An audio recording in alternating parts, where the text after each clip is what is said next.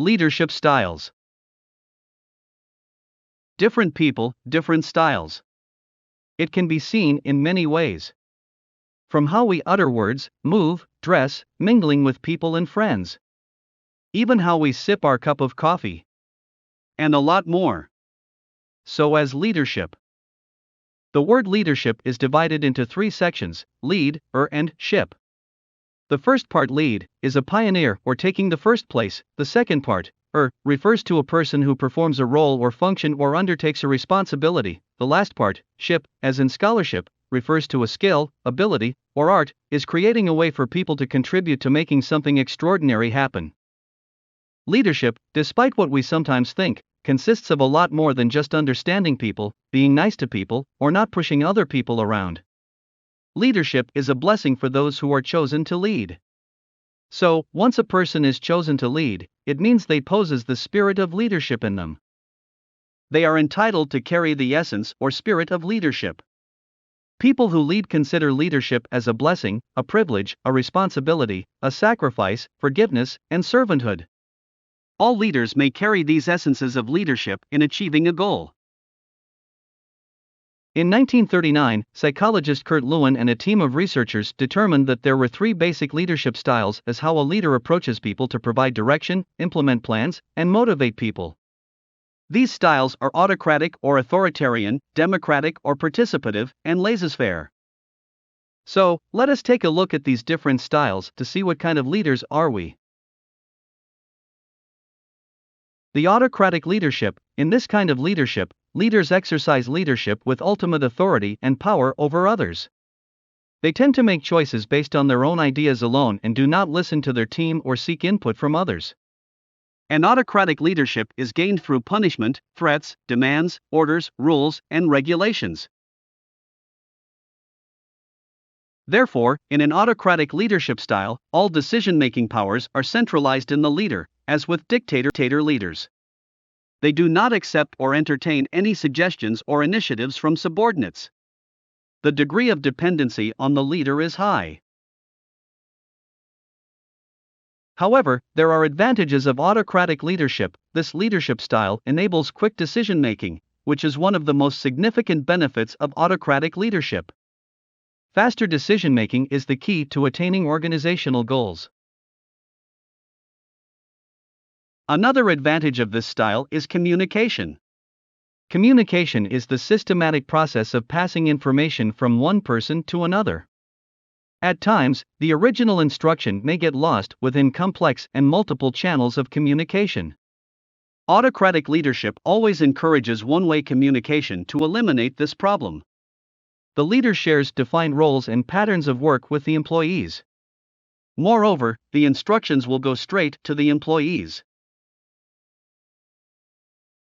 And it can boost productivity. Faster decision-making and quick information sharing can help boost the team's productivity because the employees need not wait for the thumbs up from seniors or ask for a deadline extension if they can get all the approvals and data on time. This process may create a powerful and positive impact on their performance. The result is a more consistent and accurate output. On the other hand, this style poses potential disadvantages.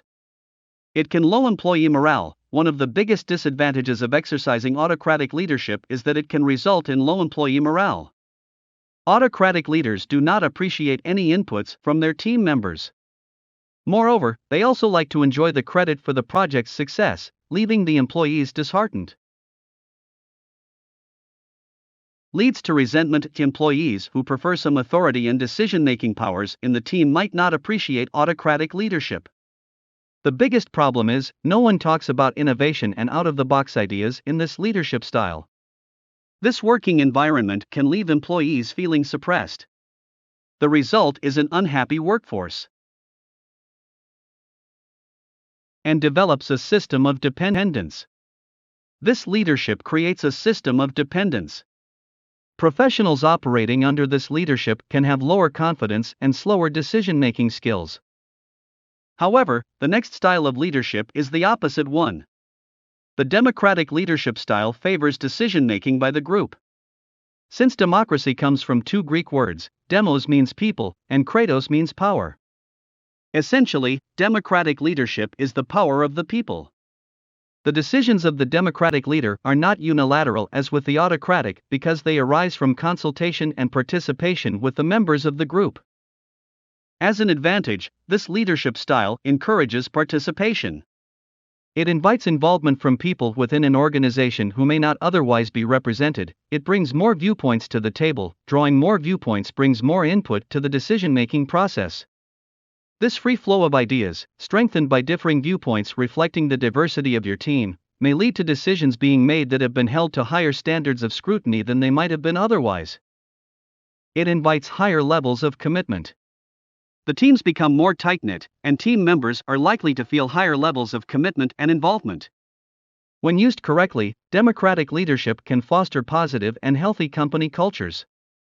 As a result, a workplace where people communicate, ideas flow, and discussions are had, the seeds are sown for stronger team relationships. However, democratic leadership presents some potential disadvantages in terms of decision-making. It might be more challenging to make fast decisions in this style of leadership because the process requires the input of everybody. This may also falter the performance of the team because some employees are less able to perform under democratic leadership because they don't like making decisions. They might also have the impression that they work harder than the leader. As a result, leaders can feel overwhelmed. Leaders can find that this style of leadership takes more time and effort when a team consensus is needed. This extra work may contribute to missed deadlines and potential leader burnout. The third style of leadership is laissez-faire. How do we define laissez-faire leadership? It is a French word, and in English means leave alone, and other term is lazy leadership. This style of a leader would be hands-off approach to managing and leading followers or subordinates. It is non-transactional, basically refers to the absence of leadership. It is passive, delays taking necessary action when problems arise. Characteristics of laissez-faire. Training and support, trust their employees take decisions, accepting mistakes, leader leaves followers with as many roles and choices as possible. A leaders delegate a huge responsibilities in the hand of their workers. As a result, they are concerned with the experience and educational qualifications of their employees.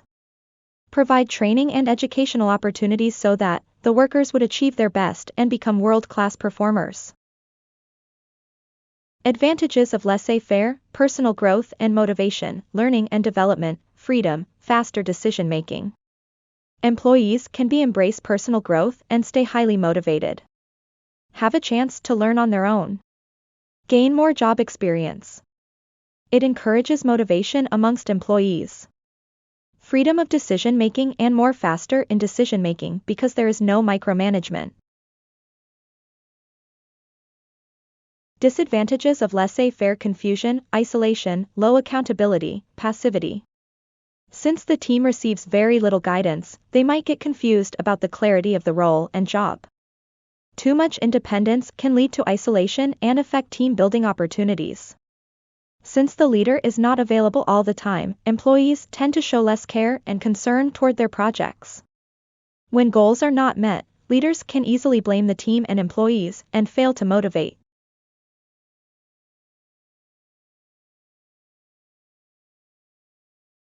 Comparison of leadership styles: autocratic, make decisions independently, with little or no input from the rest of the group, strongly focused on both command by the leader and control of the followers. Democratic, most effective leadership style decisions are made by the whole team, always ask what do you think? Laissez-faire, least productive of all three groups, no guidance to group members and leave the decision-making up to group members. Effectiveness of leadership styles: autocratic, this kind of leadership is effective to new employees and untrained employees, have a little time in decision-making. Democratic is highly effective to keep employees informed in opportunities, team building, and participation. Laissez-faire is effective if the employees are well educated, highly skilled, and motivated. After listening of the leadership styles, let's ask ourselves, what kind of leader am I? In my workplace, at home, and in the church. Are you making a difference? Am I committed with the responsibilities? How to improve my leadership influence? Most importantly, are we a leader with good qualities? And lastly, being a leader is about more than just having a certain job title. It's all about having the direction, perseverance, and ability to motivate other people to achieve a common goal.